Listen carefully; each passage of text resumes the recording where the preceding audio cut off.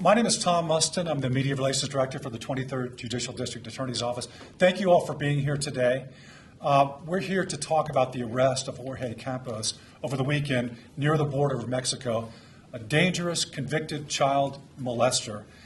Caught there because not only great work of our team and our law enforcement partners, but also you all, the media. You really helped do this. And the last couple of years, the media has gotten kind of a bad rap, deservedly so.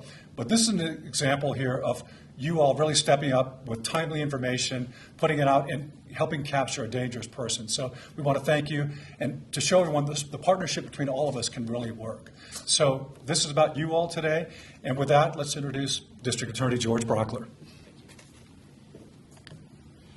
Thanks for coming and covering this. This is not necessarily unusual in that we get fugitives all the time, but not 100% of the time. What makes this story, I think, unique and a good news story for the community and for law enforcement is how every aspect of the system came together to try to get justice here, and we are on the doorstep of it right now. And I'll give you an example. It's not just a case about Jorge Campos. He is the child rapist that we were able to get back into custody, who's in New Mexico right now. I'll tell that story in a moment. But there are parts of this system that go unsung as heroes as well. And to tell that story, I want to highlight for you that we don't get to discover or hold Jorge Campos accountable unless his victim has the courage to come forward and feel supported, not just enough to come forward in the face of adversity, and that adversity took the form of a mom who to this day does not believe her, but an adversity that would require her to sit in a courtroom in front of strangers and her abuser, Jorge Campos, and provide testimony in front of 12 strangers in this community in such a way that they would hold him accountable for what happened to her. That can't just happen because of this brave girl. It happens too because the system provides additional supports through the Department of Human Services. There are folks called caseworkers that work for DHS. They provide the kind of support that helps get the victim through a part of the process that never gets reported on. There are CASAs, court-appointed special advocates. There are guardians ad litem. Some of those folks are in this room today to try to help see us get justice here. Without the great work of those folks, we might not have a victim who felt comfortable going through the process, who might not have been able to testify the way that the victim did here. But they did, and she did, and we're in a place to get justice for what happened. Now, Jorge Campos is a now 5-time convicted child rapist. We call it sexual assault in the state of Colorado, and what he had done was to sexually assault an 11 to 13-year-old girl, that was her age, who happened to be his live-in girlfriend's daughter. And when she finally had the courage to come forward, the fantastic investigators and detectives at the Castle Rock Police Department got together. A detective, Mike Williams, who's not here, but the chief is, did fantastic work in putting this case together, bringing it forward to be filed. And we were able to, based on that great investigation and the courage of the victim, come up with a case where we made allegations of 5 sex assault on child. That's SAOC. Pattern means more than once. And we were able to get 5 separate charges against this particular individual. That case then goes through the normal process of court, where it's going to end up in trial. Along the way, we discover that one of the things that Campos, the child rapist, does is he is a prolific videoer and selfie taker. And these are some of the images that the jury got to consider. He put video cameras up in the bedroom where these crimes took place. They were edited by him, but not before we were able to get some images I'll show you in a moment. This trial started a week ago, I think a week ago tomorrow, on a Tuesday. And the trial went well. The victim testified, she was credible, she was confident, and the jury ended up believing her. By the last day of trial for us, which is when we rested on our case, was Thursday, March 19th. And we rested. We had put in the videos. I'll show you some of these pictures. These are some images from the videos. That's the victim hidden under there. We'd never reveal her identity, of course. And he would come in at night and try to have his way with her repeatedly. And these are some of the creepy videos that he did not edit off of the video cam that we got. Well, that night, he turns out to have been convinced as well. He believed beyond a reasonable doubt we'd proven him guilty because that dude takes off and he cuts off his GPS monitor. That was one of the few and inadequate safeguards to keeping him in our community. He cut off his GPS. Now, we don't find out about it. The system did, but we didn't get to find out about it until Friday morning. And it becomes Friday morning, March the 20th. Prosecutors show up, and they find out that he's cut off his GPS and dumped it along with his cell phone into a dumpster. And now the question is, what happens? Has this guy beaten the system? What do we do with the trial? Well, I'll tell you what we do with the trial. The prosecutors in this case, one of whom is with us right now, Bryn Chase and Abby Hegarty, said, well, we're still going forward. Defense asked the court to call a mistrial. We objected. There's good case law in our favor, and we tried him in his absence.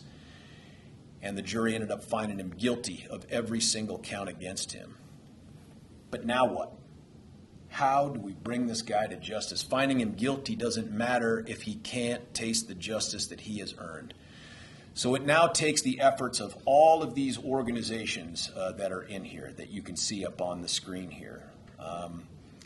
Friday, later on that day, after we had rested, and I think the jury had come back in like 2 hours, we enlist the help of local media.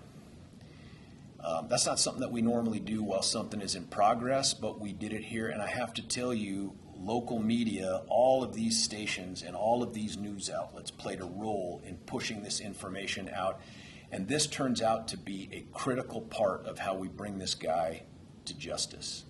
This is just one screenshot of what has been put out, not just here in Denver, although that turns out to be the linchpin, but also in New Mexico, where we had tracked this guy. We had information on the vehicles that he had driven, using some other information that we just won't reveal at the moment.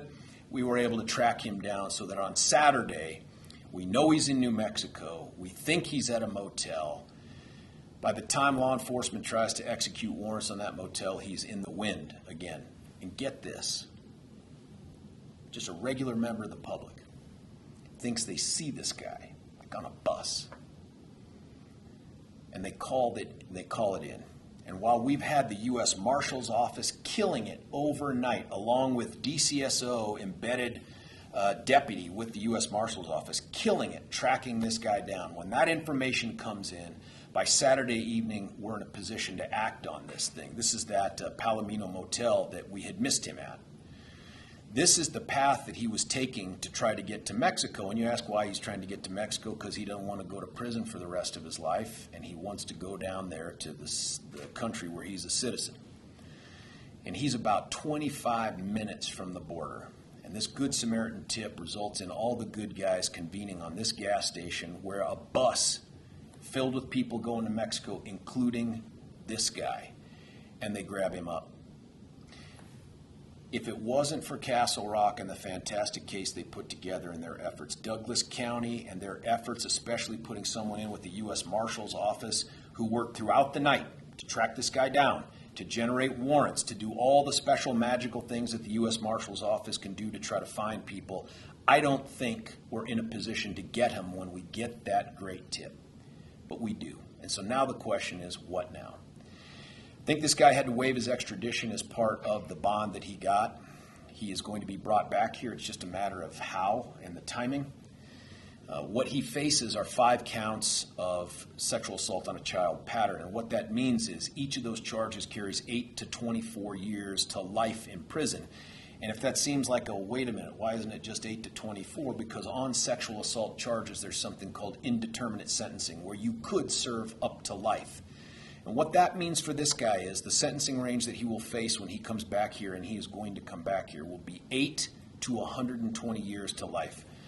At the end of the day, our goal, justice in this case, and what we hope to achieve for the victim, is that this guy doesn't leave the prison except feet first. That's what I have for my way of presentation, but what I want to do is give an opportunity to our partners here and the other folks that did great work. By the way, at a time when you want to ask questions, Bryn is here. She was one of the superstar heavy lifters in the courtroom to get this conviction. But it's my pleasure right now to introduce one of the big helps that we've had in all of our cases, but certainly in this case, and that is Sheriff Darren Weekly. Morning. Thank you for being here. I'm extremely proud of the work and our partnership with the federal government, particularly U.S. Marshals Service. When we partner with our federal law enforcement agencies, it's a force multiplier for catching bad guys, just like Mr. Campos. As soon as we were alerted, we quickly put everybody into motion and began tracking down Mr. Campos. We reached out to every known associate. We used every tactical means to attempt to identify his location, and we were frankly closing in. And we believe, in fact, that he was tipped off that we were closing in, which is why we didn't find him in the motel that we expected to find him at. Many law enforcement agencies, both federal and local in New Mexico, assisted with this. But as DA Brockler mentioned, a vigilant citizen is the one that saw this and was able to help us capture Campos 20 minutes away from the Mexico border, 20 minutes away from freedom, and 20 minutes away from him likely not being found for a very long time, if ever. And that was an alert citizen that had the courage to phone it in. Mr. Campos was taken into custody on a bus. The Otero County Sheriff's Office in New Mexico went onto the bus, and he was taken into custody without incident. So we are very fortunate that nobody was hurt as he was attempting to flee the country, and we're grateful to have him back into custody. From my perspective, he should never have been out of custody. It's almost unconscionable that somebody could commit crimes like this and be put on an ankle monitor that can be cut off and flee. My understanding is he still had his passport with him. The system in Colorado is broken. And while our legislature is down arguing about bills to further protect people that shouldn't be protected, they need to rethink their priorities. Instead of thinking about the suspects, start thinking about victims of crimes and do better. Colorado can do better. Starting with this session, there's still time. That's about all I got to say at this point. I will pass it over to Chief Jack Cawley with the Castle Rock Police Department. Thank you, Sheriff. One of the most important things we do, and one of the purposes of law enforcement, is to protect the vulnerable from harm. And because of the work of everybody involved in this case, Campos will not be allowed to victimize a little girl again. We stand on three pillars, and that is people, innovation, and community. And in this case, all three of those pillars came to light, and that is why we have a good outcome here. The people part of it are the people involved in the case to get a conviction. Like DA George Brockler said, Mike Williams was our detective who handled this case. These are very, very complex cases to put together. And he did an awesome job with that. And he packaged that up, put the evidence together, and then passed it off to the DA's office. And they did their incredible magic to get a conviction on Mr. Campos so that he can never victimize again. And then there's innovation. You know, that you saw some of the technology that we actually were able to utilize against Campos. And there's a lot of technology that goes in there and innovation that goes into these cases so that we can ensure that we have a conviction. And then finally, there's community. And then in this case, community played a huge role. The media played a role with the media community. The community member who recognized Campos and then gave us a tip so that we can apprehend him is part of the community. And then, of course, there's the community of law enforcement and the great partners that we have to make this come to fruition. So not only did we have the law enforcement within the state of Colorado, but we also had New Mexico State Police. We had Otero County, New Mexico involved in the apprehension. So, and we also had the federal, the Marshals group that played a significant role in finding this terrible person who victimized this little girl.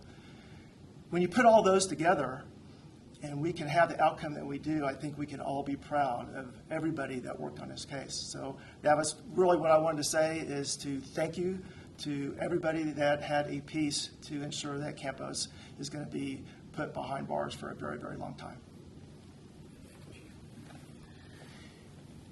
I just want to finish before we turn it over for questions and saying, look, one of the things that makes this community special is the partnerships that we have with all the different aspects of this system that can result in our ability to bring justice here. It's the state, local, federal partners that we have. It's DHS, it's the GALs, it's the caseworkers. I mean, the thing that you should know about this case is it wasn't solved, prosecuted, or this guy wasn't apprehended between the hours of 8 and 5. That's just not how this job works. These are not employees who are bound by a clock, except that there aren't enough hours in the day to do all the great stuff that they do. I do want to give a particular shout out to Senior Deputy District Attorney Abby Haggerty and Deputy District Attorney Bryn Chase for their tireless work in trying to take this great case, put it together, work with the victim, work with the GAL, and put us in a position to convince a jury beyond a reasonable doubt of this guy's heinous conduct. And now he's going to come back here to face justice. What questions would you have? What charges could he be facing now that he's come back, when he comes back? Yeah, that's a great question. There's violation of bond conditions charges. I can't tell you entirely everything that he might have done that would have also warranted an additional charge. And of course, we're going to consider that because I don't mind piling on this guy. But at the end of the day, the sentence he gets out of this, and I invite you all to come to that sentencing when it happens, that sentencing will seal his fate. This is a human being that should stay inside a prison. And for people who balk at prisons calling them cages, this animal should be caged for the rest of his life. Nobody should get to sexually assault a girl in our community with impunity, and he will not be permitted to do that. What else? George, a lot of the citizens were asking me about his legal status, about Jorge Campos. Yeah, that's a great question. He is not an American citizen, and we have reached out to our partners at ICE, and he was not here legally at the time all this went on. We've heard some background information about times that he had been to ICE in front of an immigration judge, and a judge had decided that his habitual traffic offender status and prior trespassing charges were insufficient for purposes of removal, but that does not give him legal status to be here. He was on his way to Mexico because that's home. This is not home. Home was where he was going to try to find safety and refuge from the responsibility for this case. What else you got? Do we know if the person that called this in, we heard it was from Median, was it from a New Mexico resident or a Colorado resident? I don't know if it was a New Mexico resident. Bryn, do you know that? It's Bryn Chase, Hi. Deputy DA Bryn Chase. And to answer your question, so I had spoken with the Otero County Sheriff's Office to try to get some more information on that. We don't yet have their reports, so I'm not certain who the individual was, but the information that was conveyed to me before was that it was somebody who had viewed content in Denver specifically and was down in New Mexico and saw Mr. Campos on bus. What else? When the inquiry was removed from the suspect, were you guys immediately notified, or how does this process go, and about how long was from the run from when he got it removed to being notified? Thank you for asking about bond. I'll let Bryn answer about the GPS thing, since she was the one that received the notice in sort of a weird place and time. But I do think that it's important for the public to know, and consistent with what Sheriff Weekly said, this was a guy who, when he got arrested, we went to court and asked for a $100,000 bond. The court disagreed and gave a $10,000 bond with GPS. And that's why this guy was out and about. And had he remained in custody through the trial, we wouldn't be here today. We wouldn't have spun up all of these great partners to do all this other stuff. But that's not how the system works. And for those who are asking, how can someone who is here illegally get a bond or probation, that's a question better directed to the legislature and the governor, because I don't agree with it. That's just the laws we're stuck with. But in terms of when he cuts the GPS, Bryn has chased down all of those details. I'll let you tell that story. So we actually, as the prosecutors, didn't have the information about the GPS being removed until we showed up in court on Friday morning. So the judge was the one who broke that news to us. And just so we understand too, the GPS was a condition of the bond. And so it was affixed to his ankle throughout the pendency of the case. So on Friday morning, we came into court, judge let us know he's probably not joining us because we got an alert that there was a tamper with the GPS monitor.